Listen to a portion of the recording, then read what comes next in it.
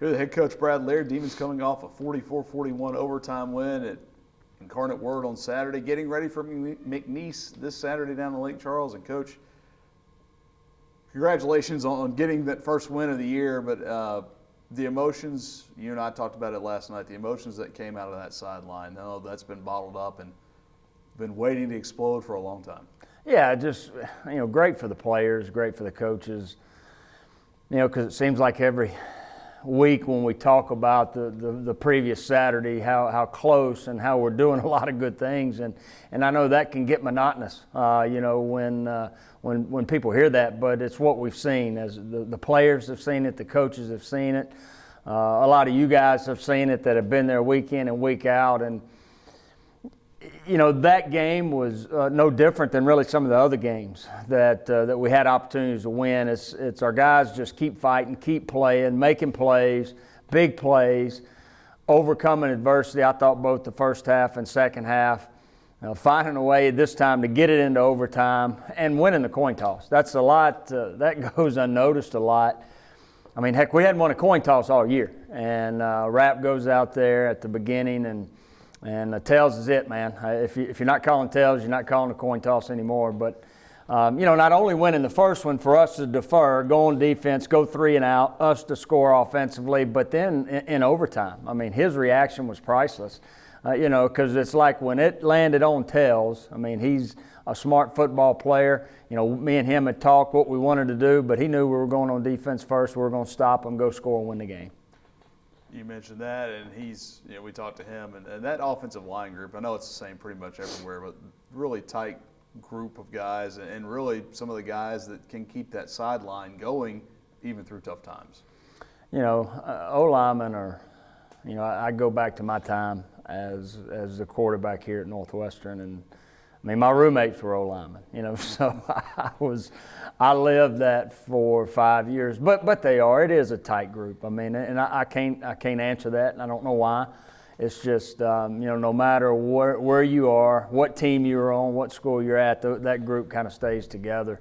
And this is a group with a lot of older guys, with a lot of seniors, with a lot of experience that have played a lot of football together, on top of the relationship that they have and off the field. And I think that's, it's a pretty intriguing group as far as what they've accomplished and what they've done.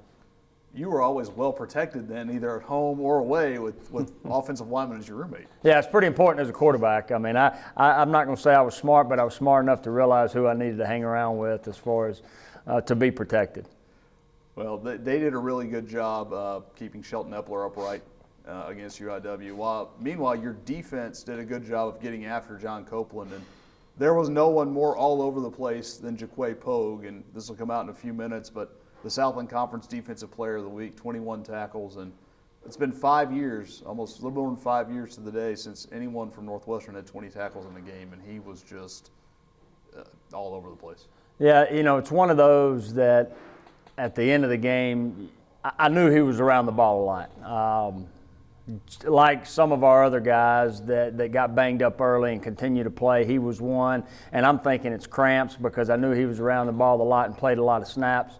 But to have that many tackles and be around the football that many times, I think, and some big plays on top of that helped this football team win. But congratulations to him. And I think he would be the first to tell you, without the D-line disruption up front, to be able to create some open space for him to run and be able to make plays, he'd be the first to tell you that.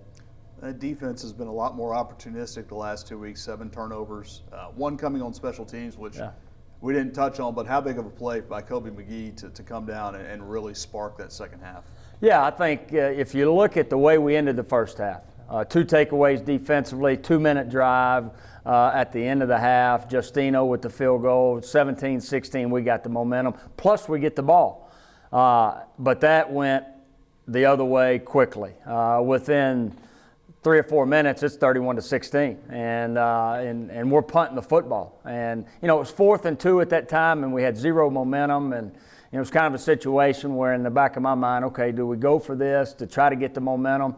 And but what a great punt by Parker, a 55-yard punt. I think it was a 4.7 hang time. But Kobe McGee, just a great one-on-one effort.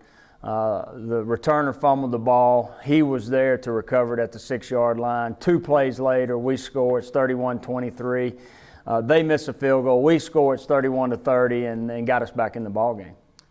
Jared West had 3 of those touchdowns. He's a guy that, you mentioned it, those tough yards that he got, that Stafford Anderson got, they really kept you kind of on schedule against a team that was kind of playing umbrella, didn't want to get beat deep.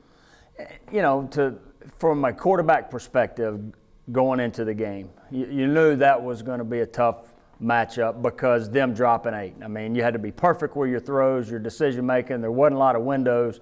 And then the opportunity, I thought early on with the running game, I thought Jared West and Stafford Anderson ran hard, breaking some tackles, kept us ahead of the change, there in the first half, especially that first drive to really get us going. And then you look at overtime. You look at the check down to Jared West, and he breaks a tackle, and he gets 8 or 10 yards, and then the next play, I think he gets 10 to 12 yards down to the 2-yard line, 3-yard line. Those were plays where contact was made 3 or 4 yards down the field. He was able to break tackles, and Stafford did the same thing. We look ahead to McNeese now. In the last 2 Novembers, 2-1 in each of those months. You'll play 4 games this month. You've been here for both of those. Is there something you can put your finger on as to when the calendar flips that success seems to come more in wins and losses for this team?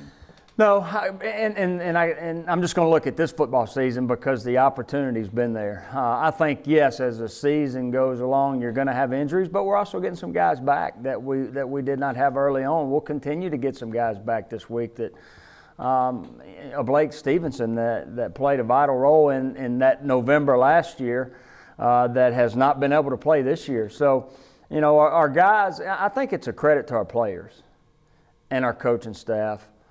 And this season, staying the course, preaching what we're going to preach, the players doing what they have been doing to prepare. Because unfortunately, the outcomes maybe at the end of the game have not been there like they were this past Saturday. But our guys never wavered from the opportunity to get better. And for them to do the things that they did on Saturday to overcome the adversity, that's a testament to those players 100%, the job that they did and those coaches. Can you take momentum from a road win, extend it through the week, and carry it into Saturday? No doubt. I think you can take momentum from any win, but the message will be the same. The message is going to be 1-0 this week. That was the same message we've had since week 1. The message will not change. The mindset, the momentum that we can carry over from an overtime win, there's no doubt, but it will go unnoticed if we don't prepare Sunday through Friday to be the best that we can be come Saturday. A year ago when you faced this McNeese team, tremendous win, broke a long streak of not winning against them overall. It's been a very long time since this team went down to Lake Charles and won a game. We won't get into all of that, but what do you see from this McNeese team, and what do you see from your team that gives you confidence heading down there Saturday? Yeah, I mean, you look at streaks. I mean, UIW was 7-0 in their last 7 home games. McNeese has a streak against Northwestern State. What I see from this football team is the opportunity to be 1-0. The McNeese team that you see is a team that has won 3 out of their last 4. They're 5-4 on the season, 3-3 in conference. You can see a little bit of confidence in the last 4 games from a team perspective. Turnover margin. We talked about that with UIW last week was going to be big. We won 3-2. That'll be big this week. They're 3rd in the conference at +8 as far as turnover margin and time of possession. That's something that you see from a McNeese team that's averaging 170 yards running the football, 250 passing. And you look at Orgeron that, yes, he's done a good job throwing the football. But, the thing with him he can hurt you with his legs as far as, something breaking down in the passing game or quarterback run game. So, that'll be very important from a defensive, perspective to be able to stop the run and be able to stop him. You just mentioned Cody Orgeron, son of LSU coach Ed Orgeron.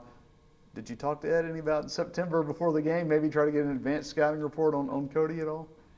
No, we had a lot more things to worry about than Cody at that particular time. But I have a feeling that, because Coach Orgeron's a big family guy, and them being open, and him having an opportunity to see his alma mater play, but also see his son play, I think it'll be a special weekend for him.